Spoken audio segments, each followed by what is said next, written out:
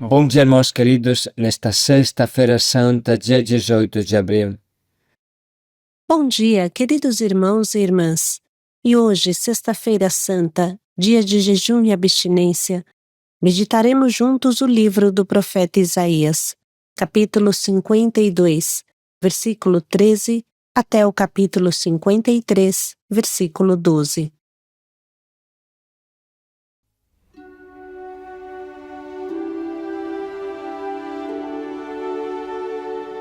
Eis o meu servo, desfigurado, desprezado, crucificado.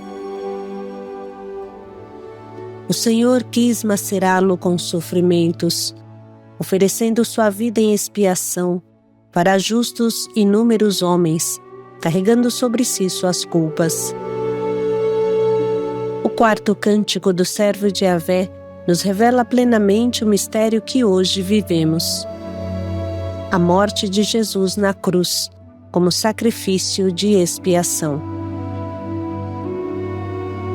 Jesus morre no lugar de cada um de nós, que o matamos com nossos pecados. Ele nos levanta e nos restitui a beleza da divina capacidade de amar. Do livro do profeta Isaías. Eis o meu servo, terá êxito, vai crescer, subir, elevar-se muito. De tal forma ele já nem parecia gente, tanto havia perdido a aparência humana, que muitos se horrorizaram com ele. Assim também causará surpresa à multidão das nações. Por sua causa, reis levarão a mão à boca, pois estarão vendo coisas que ninguém jamais lhe tinha contado, das quais nunca ouviram falar. Quem vai acreditar na notícia que trazemos? A quem relatar o poder do Senhor? Crescia diante dele como um broto, qual raiz que nasce na terra seca. Não fazia vista, nem tinha beleza para atrair o olhar, não tinha aparência que agradasse. Era o mais desprezado e abandonado de todos, homem do sofrimento, experimentado na dor, indivíduo de quem a gente desvia o olhar, repelente, dele nem tomamos conhecimento.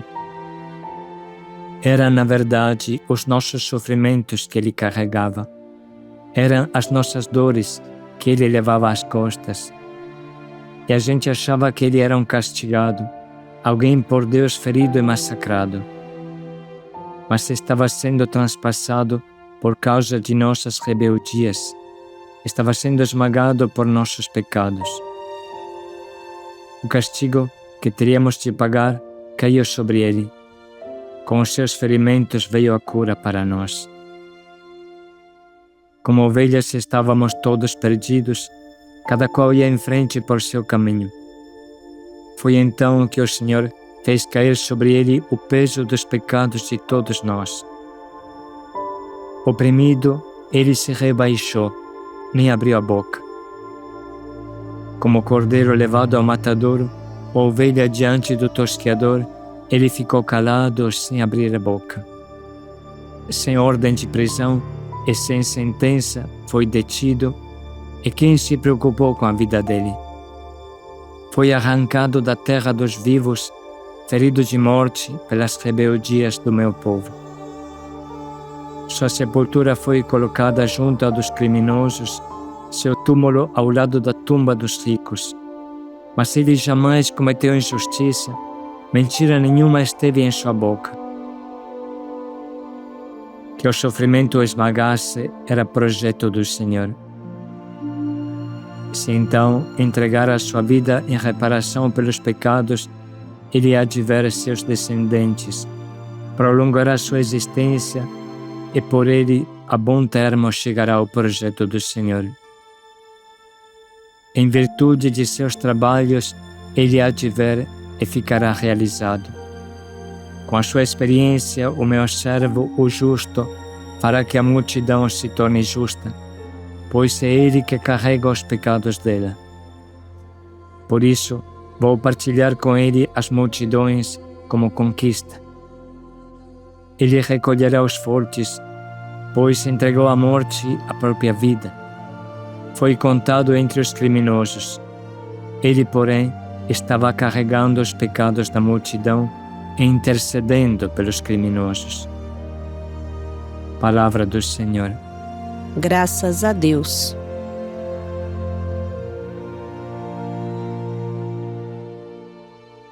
Nesse dia de especial intimidade com Jesus crucificado, nos deixamos guiar pelo quarto cântico do servo sofredor.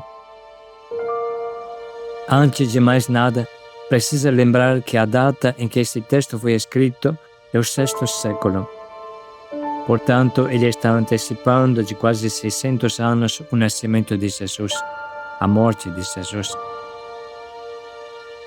Apesar de parecer uma fotografia do que aconteceu na paixão e morte de Jesus, esse trecho fala de uma outra pessoa, que não é Jesus. Fala de um homem que teve um fim parecido ao de Jesus, um profeta incompreendido. O cântico foi escrito evidentemente pelos discípulos dele depois da sua morte, como já explicamos.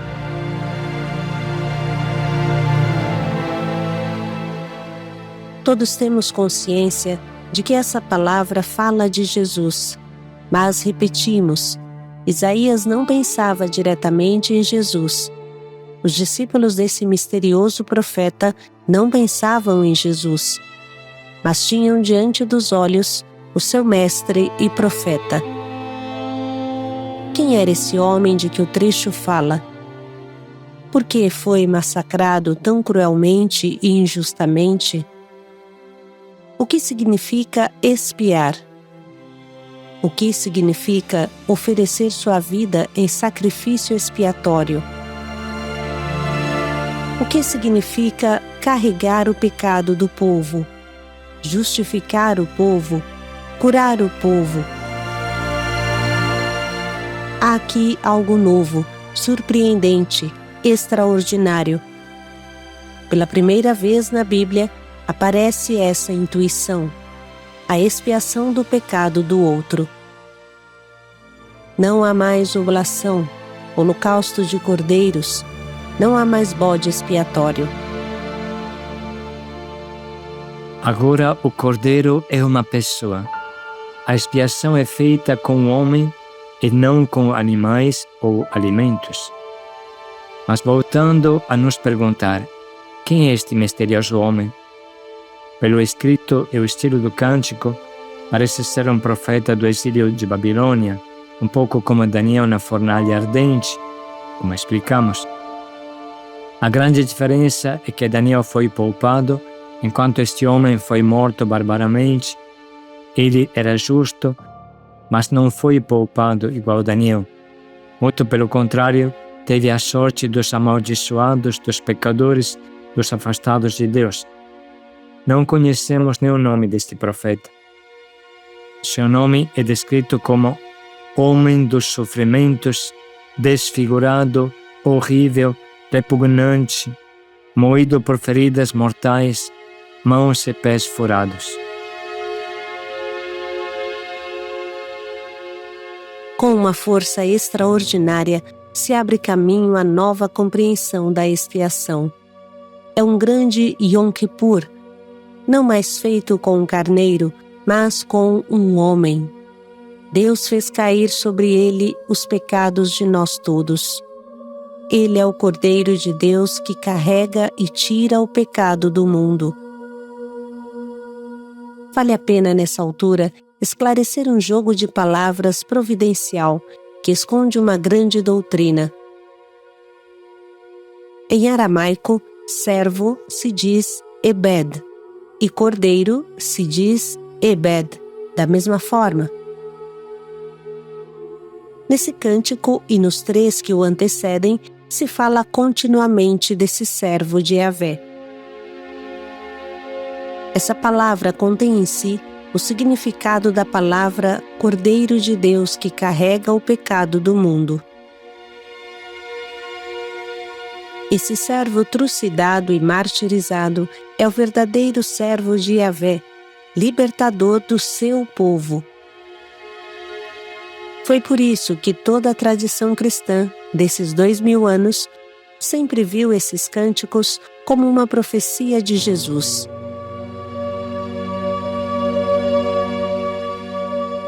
Esse profeta do sexto século é uma profecia vivente do sumo servo de Yahvé, Jesus, que virá quase 600 anos depois. Esse cântico abre as portas ao absurdo impensável. O próprio Deus se torna o cordeiro de expiação. O próprio Deus celebra o Yom Kippur para o seu povo. Era o ser humano que devia morrer, que devia sacrificar e se sacrificar. Mas o amor de Deus faz o incrível e imprevisível acontecer. O próprio Deus se sacrifica para recosturar a unidade com a sua criatura querida, o homem pecador. A realidade que nos deixa chocados é essa: o nosso Deus oferecerá a si mesmo em expiação.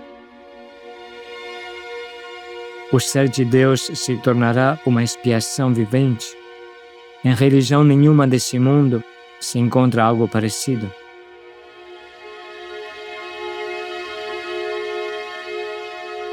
Jesus é o verdadeiro Cordeiro, Carneiro da expiação. A Santa Revelação nos mostra que o mal é realmente terrível e potente. Consegue crucificar Deus. Através do mal que provoca, o homem se fere e fere o coração de Deus, com consequências incanceláveis.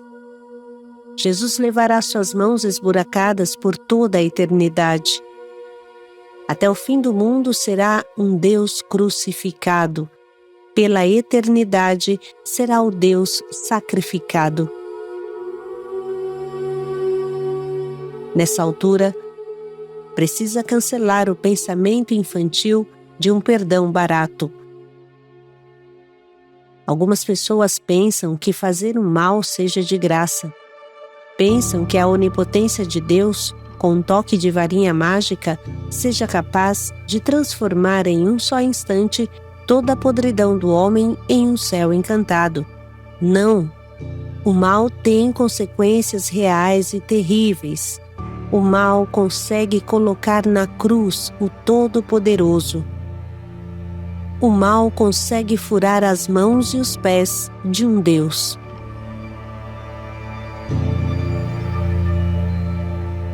O pecado matou o homem. Lembremos que o salário do pecado é a morte. O pecado matou também o relacionamento do homem com Deus. Os homens foram expulsos do paraíso terrestre. O pecado matou os benefícios anteriores ao pecado e foi de mal para pior, como fala o Salmo 106. Habitavam em sombras e alguns embrutecidos pelas desobediências, pelos seus pecados, estavam enfastiados de qualquer alimento e já tocavam as portas da morte. O pecado feriu profundamente a Deus. Matou também o sonho de Deus. Nós hoje não somos mais o homem que Deus havia sonhado. O mesmo que acontece a um feto se cortássemos o seu cordão umbilical, aconteceu ao homem que voluntariamente cortou o seu relacionamento com Deus. Escreve o nosso Papa Bento XVI com grande profundidade e tendo no coração a terrível tragédia da Segunda Guerra Mundial. Deus não pode puramente e simplesmente ignorar toda a desobediência do homem, todo o mal da história. Não pode tratá-lo como algo irrelevante e insignificante.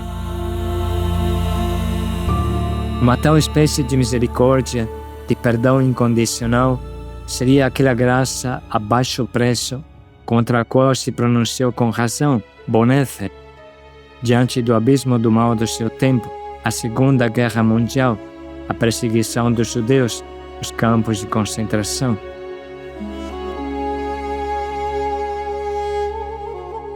A injustiça e o mal real não podem simplesmente ser ignorados, devem ser transformados. Só essa é a verdadeira misericórdia. Papa Bento XVI insiste no fato que não foi fácil para Deus salvar o homem, lhe custou sangue. Jesus não é um herói que tem superpoderes mágicos, mas um ser humano em carne e osso que sofre, chora, sente fome, sede, cansa. Pensar que tudo aconteça como numa historinha, numa fábula encantada, ao toque de uma varinha mágica ou com uma esfregadinha na lâmpada mágica é um infantilismo crônico e um egoísmo cego. Quem não entende a cruz não entende nada do amor de Deus. Deus não nos salvou por fora, mas por dentro. Jesus se tornou homem para carregar a podridão do homem. Ele se fez carne, mas essa carne era mais carniça do que carne humana. Jesus salva o homem, assumindo totalmente a maldição do mesmo homem. Estes são acenos que nos ajudam a entrar na profundidade do mistério de hoje e nos ajudam a entender o trecho que hoje meditamos. E isso, meu servo, terá êxito, vai crescer, subir, elevar-se muito. De tal forma, ele já nem parecia gente, tanto havia perdido a aparência humana, que muitos se horrorizaram com ele. Assim também causará surpresa à multidão das nações. Por sua causa, reis levarão a mão à boca, pois estarão vendo coisas que ninguém jamais lhe tinha contado, das quais nunca ouviram falar. Quem vai acreditar na notícia que trazemos? A quem relatar o poder do Senhor? Crescia diante dele como um broto, qual raiz que nasce na terra seca. Não fazia vista, nem tinha beleza para atrair o olhar, não tinha aparência que agradasse. Era o mais desprezado e abandonado de todos, o homem do sofrimento, experimentado na dor, indivíduo de quem a gente desvia o olhar, repelente, dele nem tomamos conhecimento. Era, na verdade, os nossos sofrimentos que ele carregava. Eram as nossas dores que ele levava às costas. E a gente achava que ele era um castigado, alguém por Deus ferido e massacrado. Mas estava sendo transpassado por causa de nossas rebeldias. Estava sendo esmagado por nossos pecados. O castigo que teríamos de pagar caiu sobre ele. Com os seus ferimentos veio a cura para nós. Como ovelhas estávamos todos perdidos, cada qual ia em frente por seu caminho. Foi então que o Senhor fez cair sobre ele o peso dos pecados de todos nós. Oprimido, ele se rebaixou, nem abriu a boca. Como cordeiro levado ao matadouro, ou ovelha diante do tosqueador, ele ficou calado sem abrir a boca. Sem ordem de prisão e sem sentença foi detido, e quem se preocupou com a vida dele? Foi arrancado da terra dos vivos, ferido de morte pelas rebeldias do meu povo. Sua sepultura foi colocada junto à dos criminosos, seu túmulo ao lado da tumba dos ricos. Mas ele jamais cometeu injustiça, mentira nenhuma esteve em sua boca. Que o sofrimento o esmagasse era projeto do Senhor. Se então entregar a sua vida em reparação pelos pecados, ele há de ver seus descendentes, prolongará sua existência e por ele a bom termo chegará o projeto do Senhor. Em virtude de seus trabalhos, ele há de ver e ficará realizado. Com a sua experiência, o meu servo, o justo, fará que a multidão se torne justa, pois é ele que carrega os pecados dela. Por isso, vou partilhar com ele as multidões como conquista. Ele recolherá os fortes pois entregou à morte a própria vida. Foi contado entre os criminosos. Ele, porém, estava carregando os pecados da multidão e intercedendo pelos criminosos.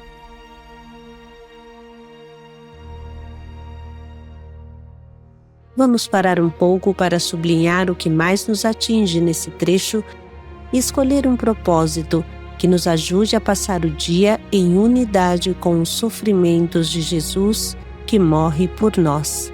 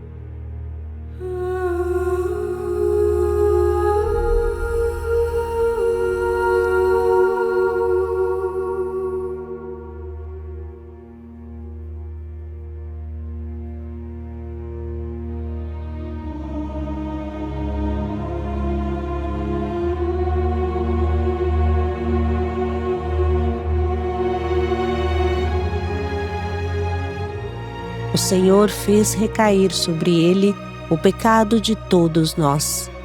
Paz e alegria a todos. Por suas chagas fomos curados. Paz e alegria a todos. Vamos hoje participar das celebrações e utilizar o link do Simba que vem anexo para viver com profundidade este dia, juntos a Jesus em unidade com o crucificado. A paz e a alegria de Jesus para todos.